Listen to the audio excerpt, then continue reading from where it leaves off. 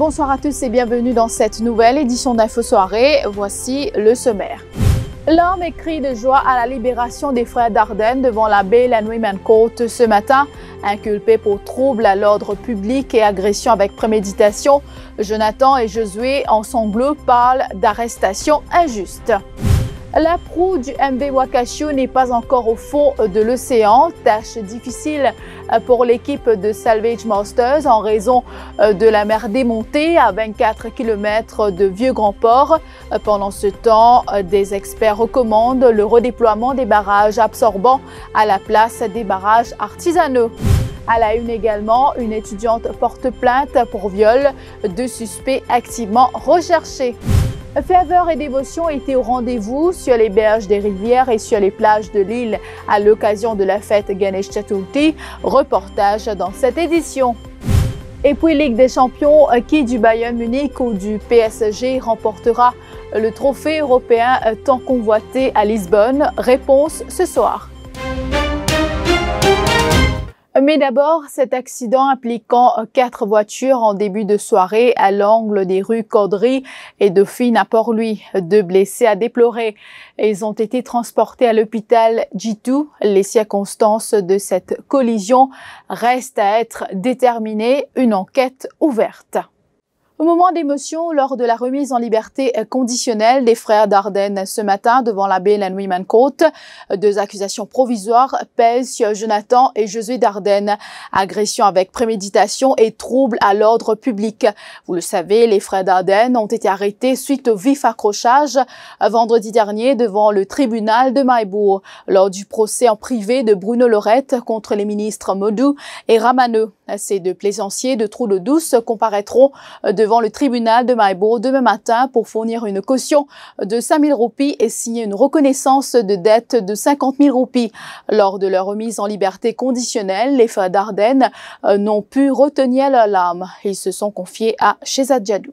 Nous sommes là-bas, nous pouvons tirer de l'huile, nous donnons un coup de main, tout le monde fait volonté, que nos possibilités, nous sommes capables de faire. Si nous arrivons à un moment aussi, nous commençons à empêcher nous faire des affaires là aussi. Mais quand même, nous pouvons nous programmer pour nous faire des affaires là. Mais nous faisons le maximum que nous sommes capables. Vendredi matin, la police n'a pas répondu. Après ça, nous pouvons dire des affaires plus tard. Pour commencer, je remercie ma famille.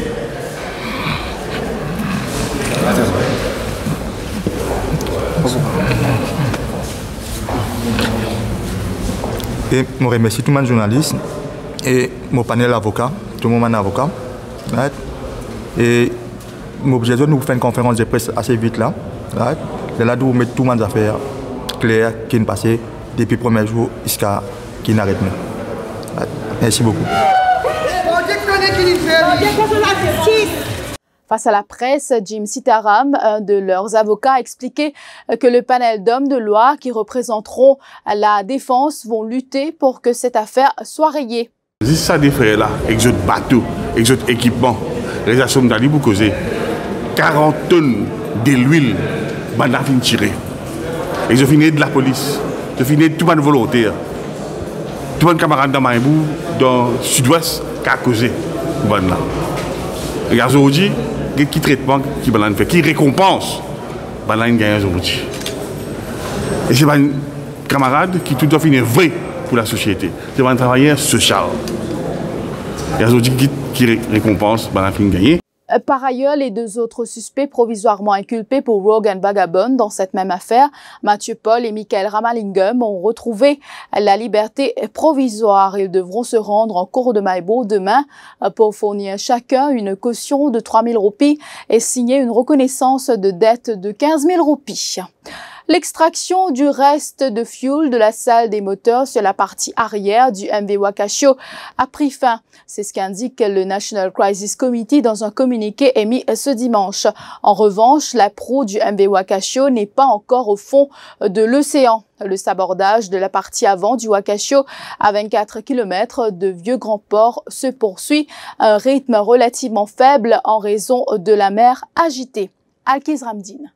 Tâche difficile pour l'équipe de Salvage Masters en raison de l'état de la mer. Du coup, le sabordage de la proue du Wakashio prend plus de temps que prévu. À 24 km de Vieux Grand Port, l'opération se poursuit à un rythme relativement faible en raison de la mer agitée. L'équipe de Salvage Masters creuse des trous dans le flanc de la proue pour que l'eau y pénètre. Les opérations de pompage de l'huile diesel restantes dans la salle des machines de la section arrière terminées. Les conteneurs pour vrac intermédiaires contenant de l'huile ont été transportés par voie aérienne vers le navire de ravitaillement de plateforme Stanford Hawk. L'élimination de tous les polluants est en cours. Les experts étrangers recommandent d'enlever tous les barrages artisanaux qui ont atteint leurs objectifs et le redéploiement de barrages absorbants. Une équipe composée d'experts locaux et étrangers a été constituée pour diriger l'opération. On apprend que les cordes attachées au barrage ont un impact sur les coraux. C'est ce que révèle une première étude des récifs coralliens et des mangroves menée par des experts japonais en collaboration avec l'Albion Fisheries Resource Center, le Mauritius Oceanography Institute, l'Université de Maurice et la National Coast Guard.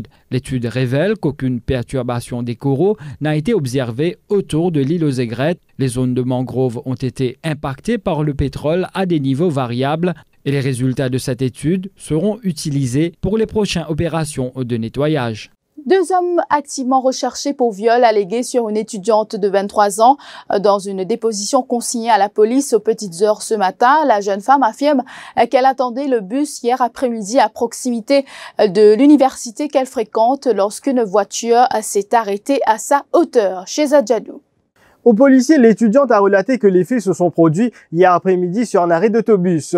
Une voiture s'est arrêtée à sa hauteur et un individu qui était sur le siège avant est descendu du véhicule et lui a demandé sa destination. L'homme lui aurait proposé de la déposer chez elle et elle a accepté. Dans sa version, la victime, qui réside les Hautes à Plaine-Willems, relate qu'en cours de route, le conducteur de la voiture a pris la direction de Trianon. L'étudiante affirme l'avoir demandé de s'arrêter. Ce dernier a alors déclaré qu'il allait la déposer sur un arrêt d'autobus. Mais le conducteur l'a conduit dans un champ de canne où le passager a abusé d'elle. Elle explique qu'elle a pu repousser le conducteur de la voiture lorsqu'il a tenté de s'approcher d'elle. Le conducteur a alors démarré la voiture et les hommes l'ont déposée à 200 mètres de sa maison. La victime relate qu'elle s'est rendue chez sa cousine et elle a tout déballé. L'étudiante est actuellement hospitalisée. Je vous retrouve après la pause.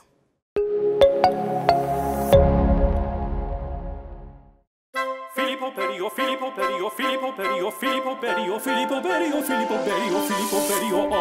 150 years of perfection, of dedication, of the highest possible standards.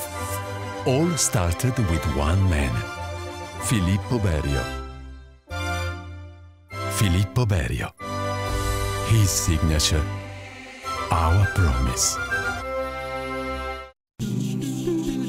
Nous tout comme Kiken, comme elle y trouve nous les dire. Qui te pour boire? Du thé, café, un petit verre d'ilé? Partage ça qui meilleur avec man qui se content, ça même de plaisir. C'est ce cas de l'émotion de partager. Avec pour qui content partager. Et si tu offert ou même ça qui meilleur, offert ou même. Dis-les promesses.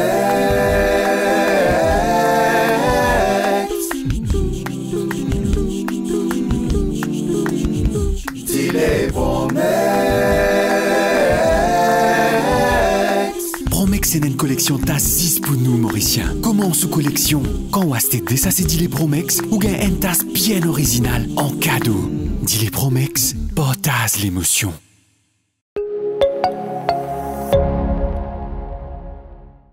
Cet incendie à l'hôpital G2 à Port-Louis hier soir, l'incendie s'est déclaré dans un bureau administratif se situant au rez-de-chaussée. Il n'y a pas de blessés. Les pompiers de Port-Louis ont pu circonscrire l'incendie. Une enquête a été ouverte pour connaître les causes de cet incendie. Le ministre de la Santé, Kailash Jagatpal, s'était rendu sur place hier soir. À noter que les services offerts à l'hôpital G2 se poursuivent normalement, indique le ministère de la Santé dans un communiqué.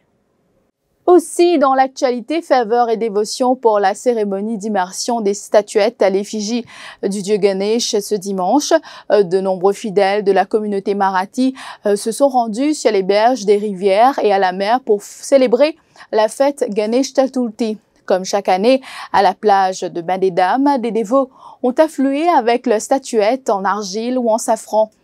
C'est au rythme des chants religieux que petits et grands ont transporté les statuettes du dieu à la tête d'éléphant dans le reportage signé Émilie Payenne.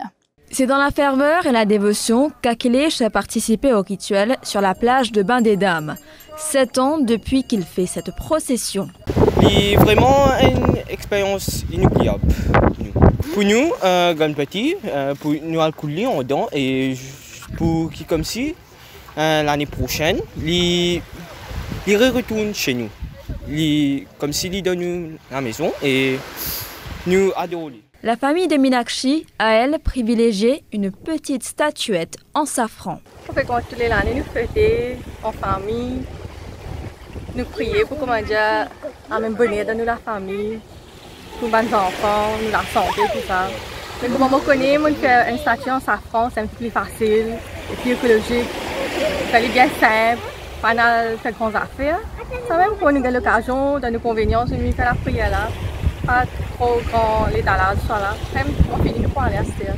Après la cérémonie d'immersion, moment de partage en famille, explique Aratna. Après beaucoup de jours de carême, qui nous fait 10 jours carême, nous invitons Ganpati avec nous. Pendant 10 jours, nous faisons la prière. À cette qui, quand nous finissons de faire ce Visarjan, nous faisons un repas ensemble, en la famille. Une offrande, c'est une offrande comme si nous servons ça. Et puis, nous faisons toujours dans l'ambiance fête même, à continuer. Ganpati Bappa Moria, ce sont les mots qui résonnaient lors de l'immersion des statuettes à l'effigie du dieu Ganesh pour vénérer le dieu de la sagesse et de l'intelligence. Et puis pour terminer, un rendez-vous pour entrer dans la légende.